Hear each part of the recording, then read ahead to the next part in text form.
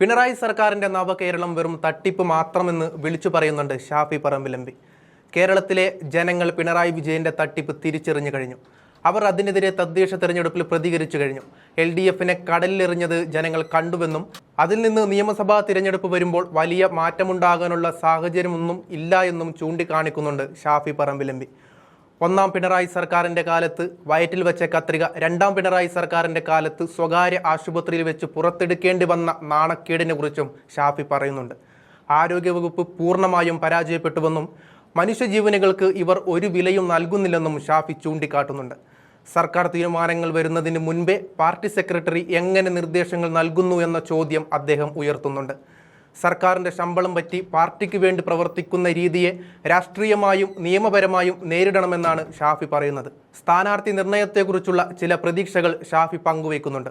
കൂടുതൽ ചെറുപ്പക്കാർ വിജയസാധ്യതയുള്ള സീറ്റുകളിൽ മത്സരിച്ചു വരണമെന്നാണ് കോൺഗ്രസിൻ്റെ നയം. തലമുതിർന്ന സ്ഥാനാർത്ഥി മോഹികളെ മാറ്റി നിർത്തണമെന്ന് പറയാതെ പറയുന്നുണ്ട് ഷാഫി പറമ്പിൽ. സ്ഥാനാർത്ഥി നിർണയ ചർച്ചകൾ വളരെ പോസിറ്റീവായി മുന്നോട്ട് പോകുന്നത് ഈ കാര്യങ്ങൾ ഗുണം ചെയ്യും. കഴിഞ്ഞ കുറച്ച് തെരഞ്ഞെടുപ്പുകളിലായി ചെറുപ്പക്കാരെ പരിഗണിക്കുന്നതിൽ കോൺഗ്രസ് ഒരു വിട്ടുവീഴ്ചയും കാണിച്ചിട്ടില്ലെന്നും വരാനിരിക്കുന്ന തിരഞ്ഞെടുപ്പിലും അത് തുടരുമെന്നും ഷാഫി ഓർമ്മിപ്പിക്കുന്നുമുണ്ട്. പ്രതീക്ഷകളും മുന്നറിയിപ്പുകളും പങ്കുവയ്ക്കുന്ന ഷാഫി പറമ്പിലിന്റെ വീഡിയോ ചേർക്കുന്നുണ്ട്, കണ്ടുനോക്കാം. ഇനി പുതുയുഗ കേരളമാണ് ഉണ്ടാവാൻ പോകുന്നത്. നവകേരളം എന്ന് പറഞ്ഞവർ എന്തെല്ലാം നടത്തിയോ അതെല്ലാം ദയനീയ പരാജയമായിരുന്നു. ഈ സർവേ നടന്നാലും ഇല്ലെങ്കിലും ഒക്കെ ആളുകളുടെ മനസ്സിൽ എന്താണെന്നുള്ള കൃത്യമായ ഫീഡ്ബാക്ക് ലോക്കൽ ബോഡി ഇലക്ഷൻ നമ്മൾ കണ്ടതാണ്. അതിൽ നിന്നും മാറ്റം വരുന്നൊരു സിറ്റുവേഷനും കേരളത്തിലില്ല. അതിന്റെ ശേഷവും ഗവൺമെന്റ് ചെയ്യുന്ന കാര്യങ്ങൾ ഇപ്പോൾ ആ ലോക്കൽ ബോഡി ഇലക്ഷന് ശേഷമാണ് ഒന്നാം പിണറായി സർക്കാരിന്റെ കാലത്ത് വെച്ച കത്രിക രണ്ടാം പിണറായി സർക്കാരിന്റെ കാലത്ത് ഒരു സ്വകാര്യ ആശുപത്രിയിൽ നിന്നൊരു സ്ത്രീക്ക് പുറത്തെടുക്കേണ്ടി വന്നത്. 50 കൊല്ലം അവിടെ ഇരുന്നോട്ടെ എന്നൊക്കെ പറയുന്ന ആരോഗ്യ വകുപ്പാണ്. ഓരോ തരത്തിലുള്ള ഇഷ്യൂസ് കൂടിക്കൊണ്ടേയിരിക്കുക.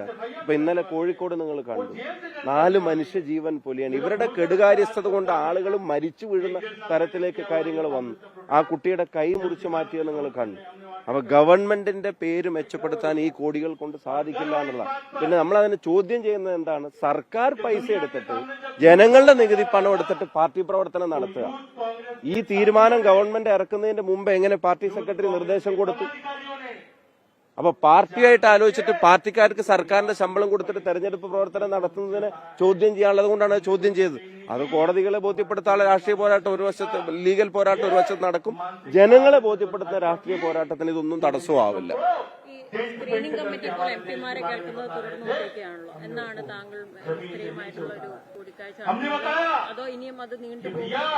ഇല്ല, അതല്ല, അത് അതിന്റെ പ്രൊസീജിയർ നടന്നുകൊണ്ടിരിക്കുകയാണ്. അതിന്റെ സമയത്ത് അത്തരം കാര്യങ്ങൾ നടക്കാം. അപ്പൊ എംപിമാരെ കാണുന്നതുമായിട്ട് ബന്ധപ്പെട്ടൊന്നും ഡിലേ ഇല്ല.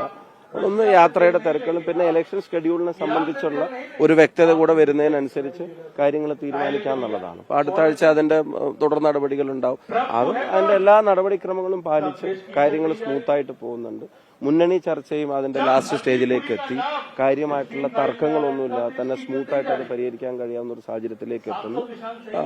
We all are all positive. എംപിമാർ മത്സരിക്കുമോ എന്നുള്ള ചോദ്യം ഇപ്പോഴും അത്ര സജീവമായിട്ട് അത്ര ഒരു ചോദ്യം ഇല്ലല്ലോ. എംപിമാർ മത്സരിക്കുന്ന കാര്യത്തിൽ പൊതുവെ പിന്നെ എംപിമാരുടെ മത്സരത്തെ സംബന്ധിച്ച് വളരെ അനിവാര്യമാണ് എന്നുള്ള തരത്തിലുള്ള തീരുമാനങ്ങളിലേക്കൊന്നും എത്തിയിട്ടില്ല. അതിപ്പോ അത്ര അങ്ങനെ ഒരു ഈ സ്ഥാനാർത്ഥി നിർണയത്തെയോ അതിന്റെ ചർച്ചകളെയോ തടസ്സമാവുന്ന തരത്തിൽ എംപിമാരുടെ മത്സരം ഒരിക്കലും വന്നിട്ടില്ല.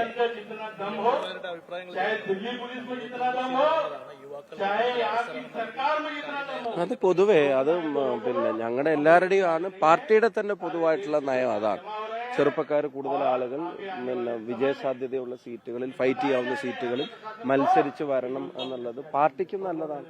അപ്പൊ അതനുസരിച്ചുള്ള തീരുമാനം. പിന്നെ ഇപ്പൊ കുറച്ചായിട്ട് ചെറുപ്പക്കാരെ അക്കോമഡേറ്റ് ചെയ്യുന്ന കാര്യത്തിൽ കോൺഗ്രസ് അങ്ങനെ ഒരു പിശുക്ക് കാണിച്ചിട്ടില്ല.